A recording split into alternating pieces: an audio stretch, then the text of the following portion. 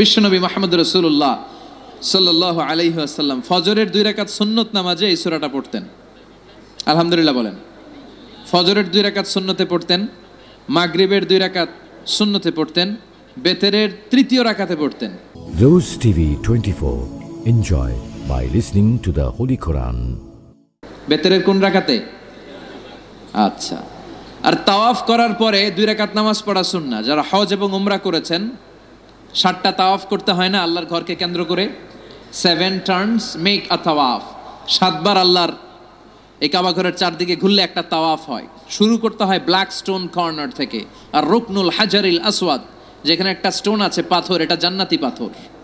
এটাতে চুমু দিলে এই পাথরটা ওই যিনি চুমু দিয়েছে তার জীবনের সব পাপ আর গুনাহকে শুষে নেয়।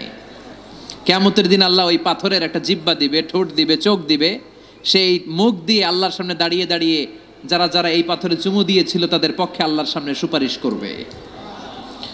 প্রতিদিন এই কাবা ঘরকে কেন্দ্র করে 120টা রহমত নাজিল হয়। সিত্তুন আলী তাইফিন, 60টা রহমত যারা কাবা ঘরের চারদিকে শুধু প্রদক্ষিণ করে, তাওয়াফ করে।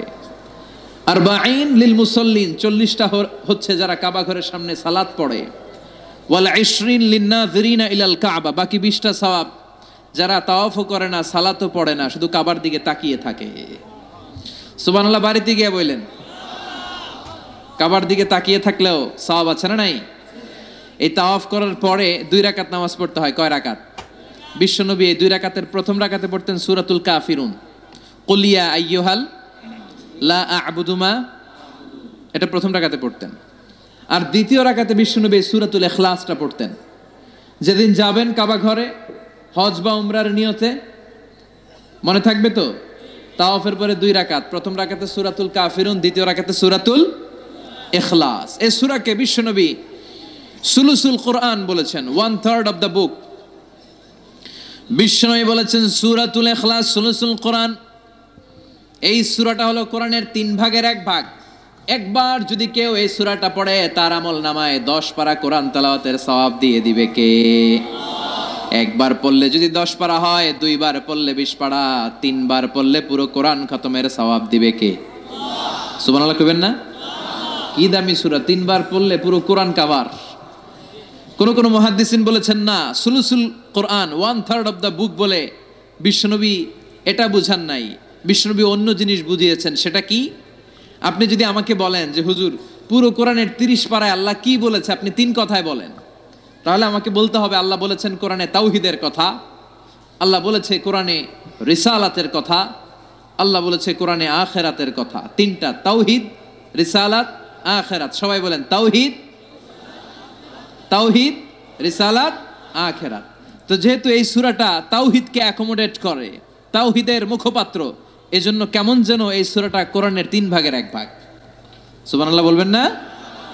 এত দামি সূরা। বিশ্বনবী মক্কা থেকে মদিনাতে যখন হিজরতে গেলেন, মদিনায় যাওয়ার আগে কোবা পল্লীতে কিছুদিন ছিলেন, সেখানে একটা মসজিদ বানালেন। ওই মসজিদের একজন ইমাম তিনি নিয়োগ করে মদিনাতে চলে আসলেন। মদিনাতে এসে কোথায় মসজিদে নববী বানাবেন জায়গা খুঁজতেছেন। বিশ্বনবী কিন্তু ভালো লোকেশন খুঁজতে জানতেন। বিশ্বনবী লোকেশন খুঁজে খুঁজে এমন একটা জায়গা নির্ধারণ করলেন যেটা ছিল মদিনার একেবারে মাঝখানে। সেখানে নিজ হাতে পাথর কেটে বিশ্বনবী মসজিদে নববী বানালেন। মসজিদে নববীতে তিনি ইমামতি করতে শুরু করলেন।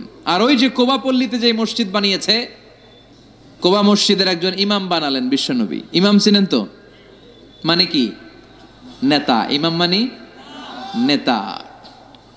তো ইমাম সাহেব জাহারি নামাজগুলো মাগরিব, এশা আর ফজরের প্রত্যেক রাকাতেই সূরা ফাতিহার পরেই সূরা ইখলাস পড়ে। কি পড়ে? প্রথম রাকাতেও ইখলাস, দ্বিতীয় রাকাতেও ইখলাস। এশার প্রথম রাকাতেও ইখলাস, দ্বিতীয় রাকাতেও ইখলাস। ফজরের প্রথম রাকাতেও ইখলাস, দ্বিতীয় রাকাতেও ইখলাস। আপনাদের এলাকার ইমাম সাহেব প্রত্যেক নামাজে খালি সূরা ইখলাস পড়ে। মাগরিবের নামাজও ইখলাস, এশার সময়ও ইখলাস, ফজরের সময়ও। কি করবেন? ইমাম রাখবেন? কি কইবেন? আজকে ইমামের একদিন কে আমার একদিন, পাইছেন কি? আর কোনো সূরা পারেন না তো? ওই কোবাম পল্লীর যে মুসল্লিরা এরাও ধরছে টাইট কইরা, কি ইমাম সাহেব ঘটনা কি, আপনার হইছেটা কি, সমস্যা কি? প্রতি রাকাতে সূরা ইখলাস কেন পড়েন? ইখলাস ছাড়া অন্য কোনো সূরা কি আপনি পারেন না? অন্য কোনো সূরা আপনার জানা নাই? অন্য কোনো সূরা আপনার মুখস্থ নাই? সাহাবী বলে, আমি যতদিন নামাজ পড়াবো ইখলাস দিয়েই পড়াবো, তোর পড়তে মন চাইলে পড়, নাইলে ভাগ। সুবহানাল্লাহ বলবেন না? কারণ এটা বাংলাদেশের সভাপতি সেক্রেটারির নিয়োগ দেয়া ইমাম না, এটা নিয়োগ দিয়েছে বিশ্বনবী। নিয়োগ ক্যান্সেল করলেও করবে বিশ্বনবী। চিল্লা এখন ঠিক কিনা?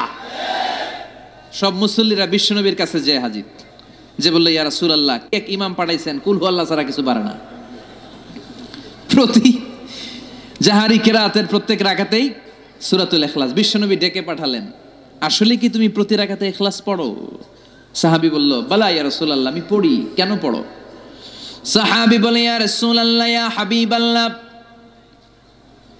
এই সূরাটা আমার এত ভালো লাগে, এই সূরার ভেতরে আল্লাহর পরিচয় আছে, ফিহা সিফাতুর রহমান। এজন্য আল্লাহর পরিচয় আমি এই সূরার মধ্যে পেয়ে যাই, তাই প্রতি রাকাতেই আমি সূরাতুল ইখলাস পড়ি। আর সূরাতুল ইখলাস না পড়লে নবী আমার ভাল লাগে না। বিশ্বনবী বললেন, তাই তোমার চাকরি আজীবনের জন্য আমি পার্মানেন্ট করে দিলাম। এই সূরা বাদ দেওয়ার দরকার নাই, যতদিন থাকবা এই সূরা দিয়ে নামাজ পড়াবা। তোমার এই সূরার প্রতি ভালোবাসা, এই সূরার প্রতি মহব্বত, আল্লাহ তাআলা এই সূরার প্রতি ভালোবাসার মহব্বতের কারণে তোমাকে জান্নাতি বলে সার্টিফাই করেছে।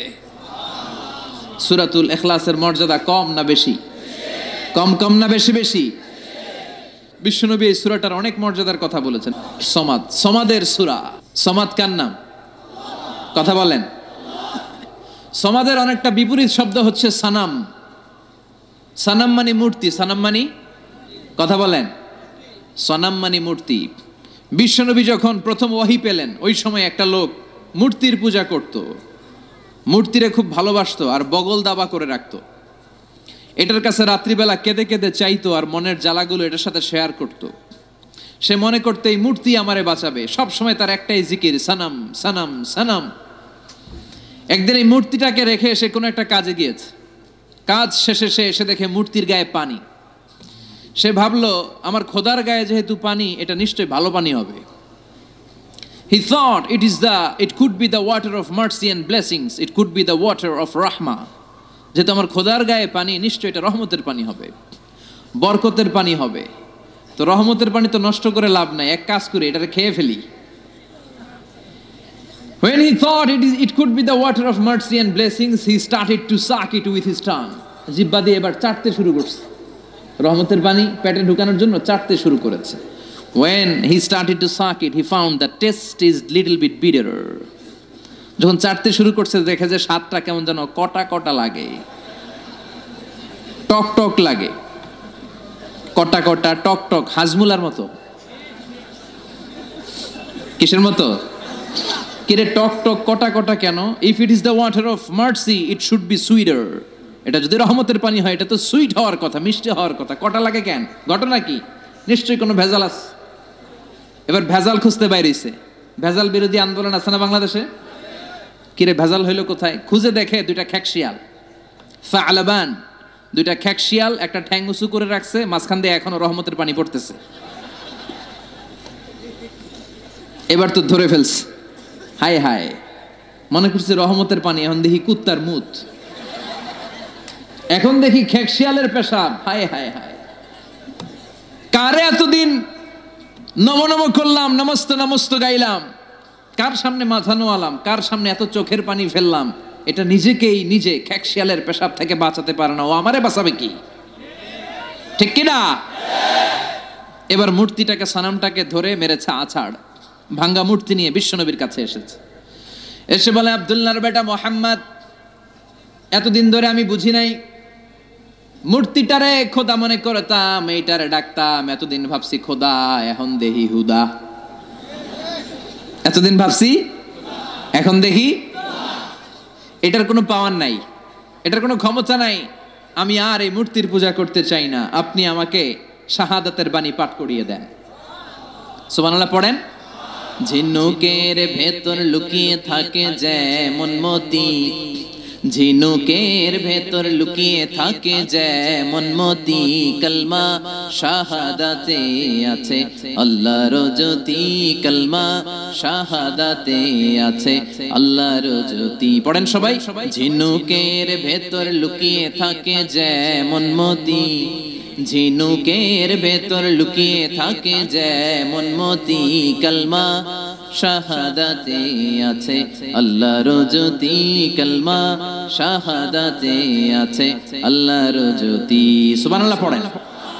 লোকটা বলে, আব্দুল্লাহর বেটা মোহাম্মদ, আমি বুঝি নাই, এতদিন ভাবতাম খোদা, এখন দেখি হুদা, কোনো ক্ষমতা নাই, আর দেরি করতে চাই না, আপনি আমারে পড়িয়ে দেন লা ইলাহা ইল্লাল্লাহু মুহাম্মাদুর রাসূলুল্লাহ সাল্লাল্লাহু, কালিমা পড়ে মুসলমান হয়ে গেছে, আলহামদুলিল্লাহ পড়েন। তাহলে এই সূরার তিনটা নাম পাইলাম, এবার আমার সাথে সাথে উত্তর দিতে হবে। সূরাতুল ইখলাসের প্রথম নামটা আমরা কি বলছি? সূরাতুত তাওহীদ। দ্বিতীয় নামটা কি বলেছি? সূরাতুল মা'রিফা। তৃতীয় নামটা কি বলেছি? সূরাতুস সমাদ। এবার একসাথে আওয়াজ করে উত্তর দেন। প্রথম নাম সূরাতুত তাওহীদ, দ্বিতীয় নাম সূরাতুল মা'রিফা, তৃতীয় নাম সূরাতুস সমাদ। আলহামদুলিল্লাহ পড়েন।